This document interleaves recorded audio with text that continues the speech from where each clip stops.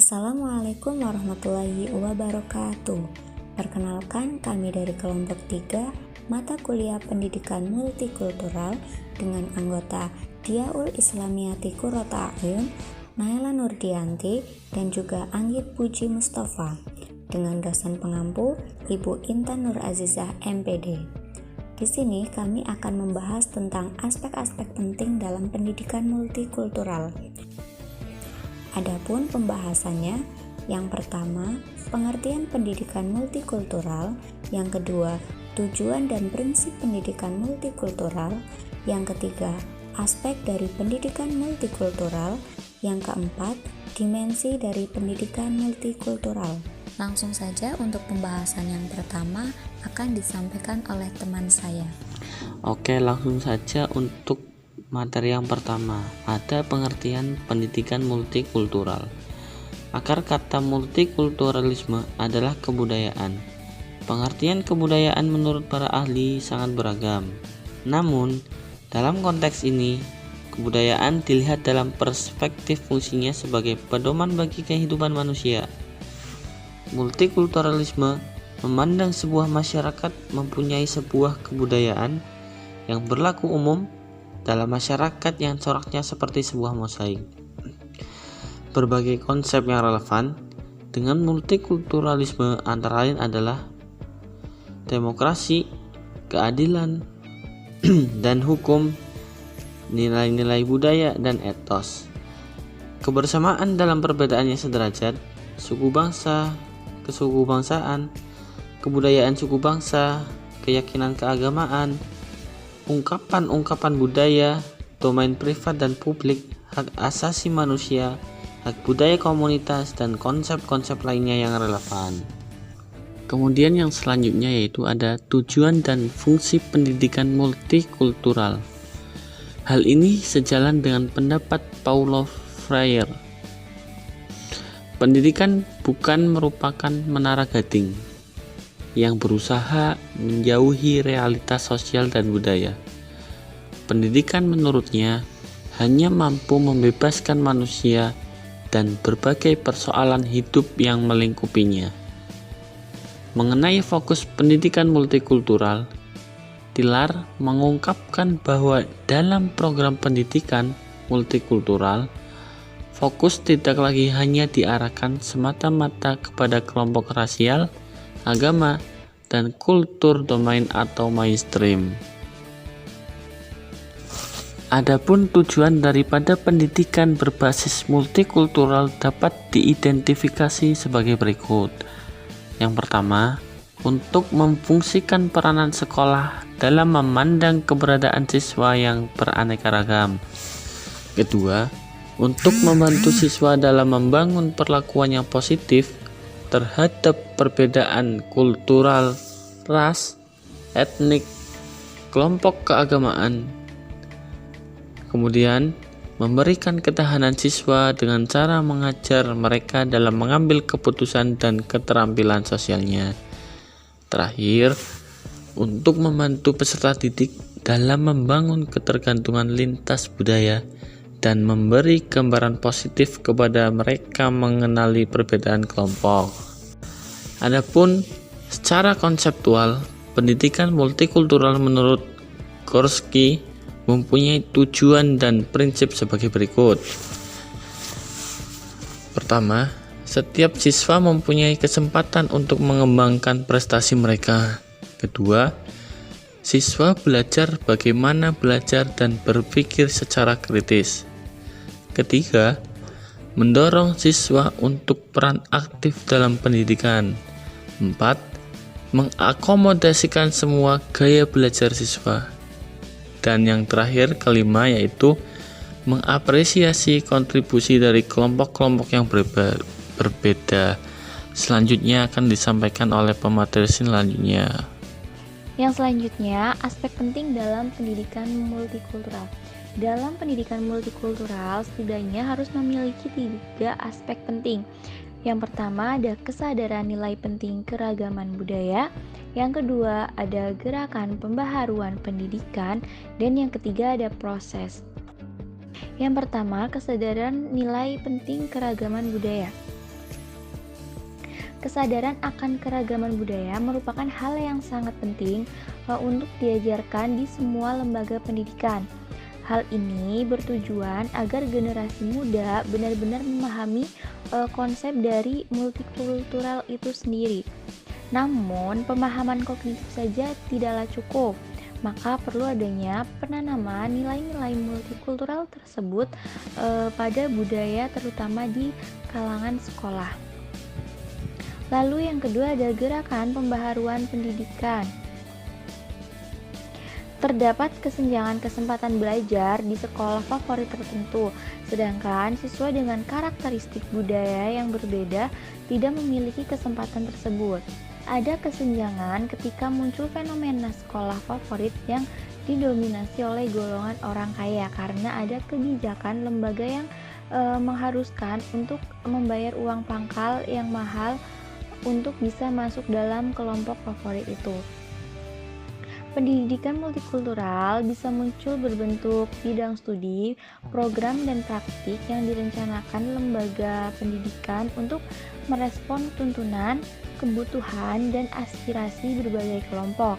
Sehingga pendidikan multikultural bukan sekedar merupakan praktik aktual dalam bidang studi atau program pendidikan semata, namun mencakup seluruh aspek-aspek pendidikan.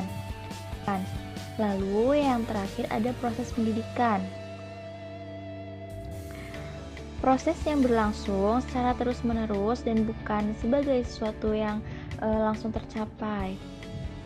Tujuan dari pendidikan multikultural ialah guna memperbaiki prestasi secara utuh, bukan sekedar untuk meningkatkan skor belaka ya.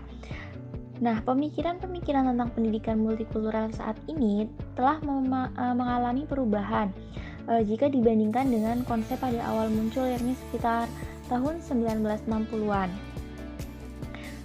Beberapa di antaranya membahas tentang pendidikan multikultural sebagai perubahan kurikulum, sedangkan yang lain membahas tentang isu iklim kelas dan gaya mengajar yang digunakan pada kelompok tertentu. Ada juga yang membahas tentang isu sistem dan kelembagaan seperti jurusan, tes buku, atau ketidakcocokan pendanaan antara golongan tertentu yang mendapat jatah lebih, sementara yang lain kurang mendapat perhatian. Terdapat banyak perbedaan konsep pendidikan multikultural. Ada sejumlah ide yang dimiliki bersama dari semua pemikiran dan menerapkan dasar bagi pemahaman pendidikan multikultural. Adapun dasar bagi pemahaman pendidikan multikultural yakni sebagai berikut. Yang pertama ada penyiapan pelajar untuk berpartisipasi penuh dalam masyarakat antar budaya. Lalu yang kedua ada persiapan pengajar agar memudahkan belajar bagi siswa secara efektif tanpa melihat perbedaan dan persamaan. Yang ketiga, partisipasi sekolah dalam menghilangkan kekurangpedulian dalam segala bentuk. Selanjutnya ada pendidikan berpusat pada siswa dengan cara memperhatikan aspirasi dan pengalaman siswa. Dan yang terakhir, pendidik, aktivis, dan yang lainnya harus mengambil peranan lebih aktif dalam mengkaji kembali semua pendidik, termasuk teori belajar, pendekatan, evaluasi, materi, dan lain sebagainya.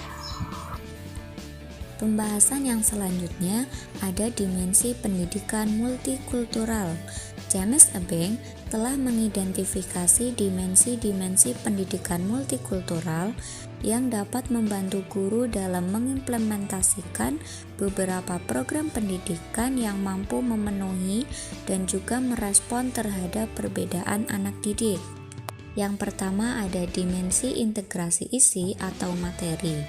Dimensi ini berkaitan dengan sejauh mana guru menggunakan contoh dan juga konten dari berbagai budaya dan kelompok untuk menggambarkan konsep kunci, prinsip, generalisasi, dan teori wilayah topik mereka mengenai disiplin tertentu. Yang kedua ada dimensi konstruksi pengetahuan. Dimensi ini di mana para guru membantu siswa untuk memahami beberapa perspektif dan merumuskan kesimpulan yang mempengaruhi disiplin pengetahuan yang mereka miliki. Hal ini terkait dengan sejauh mana guru membantu siswa untuk memahami, memeriksa, dan menentukan bagaimana asumsi budaya implisit, kerangka acuan, berpandangan, dalam berpengaruh disiplin terhadap cara pengetahuan dibangun di dalamnya. Yang ketiga, ada dimensi pengurangan prasangka. Dimensi ini fokus terhadap karakteristik setiap siswa dan bagaimana mereka dalam dimodifikasi dengan metode dan materi pengajaran. Yang keempat, ada dimensi pendidikan yang adil atau sama. Dimensi ini ada ketika guru mengubah pengajaran mereka dalam cara yang memfasilitasi pencapaian akademik siswa dan kelompok atau ras, budaya, dan sosial kelas yang beragam. Hal ini termasuk dengan berbagai gaya mengajar yang konsisten dengan gaya pembelajaran yang luas dan bervariasi dalam berbagai kelompok budaya dan etnik. Yang terakhir adalah dimensi pemberdayaan budaya, sekolah, dan struktur sosial, pengelompokan dan pelabelan praktik, partisipasi olahraga, ketidakseimbangan dalam prestasi, dan interaksi staf dan seluruh siswa antar etnik dan juga ras antara komponen budaya sekolah yang harus diperiksa untuk menciptakan budaya sekolah yang memberdayakan siswa dari beragam ras, etnik, dan juga kelompok budaya. Dimensi ini penting dalam memberdayakan kebudayaan siswa yang dibawa ke sekolah yang berasal dari kelompok yang berbeda. Selanjutnya, dimensi-dimensi pendidikan multikultural itu akan mewarnai sistem pembelajaran dan pendidikan yang berlangsung di sekolah, baik yang terkait dengan substansi atau isi pendidikan atau kurikulum, metode, fasilitas termasuk media maupun kerangka kerja, pelibatan komponen-komponen sekolah. Oleh karena itu, jika pendidikan multikultural di sekolah ingin berhasil, maka semua komponen di sekolah, terutama guru, hendaknya konsisten dalam mengimplementasikan 5 dimensi secara simulasi. Ya, demikianlah tadi penjelasan dari kelompok kami tentang aspek-aspek penting dalam pendidikan multikultural. Dapat disimpulkan bahwa pendidikan multikultural di Indonesia tidak sekedar menjadi wacana, namun sudah saatnya dikembangkan secara sistematis untuk merespon kondisi multikultural di Indonesia. Pendidikan multikultural menjadi urgen dikembangkan di Indonesia karena memang memiliki relevansi yang tinggi dengan kondisi Indonesia dan penduduknya sangat beragam dari aspek agama, sosiokultural maupun geografis. Pendidikan multikultural mampu memberikan pendidikan yang setara bagi siswa yang beragam budaya tersebut. Terima kasih atas perhatiannya, kurang lebihnya kami mohon maaf. Wassalamualaikum warahmatullahi wabarakatuh.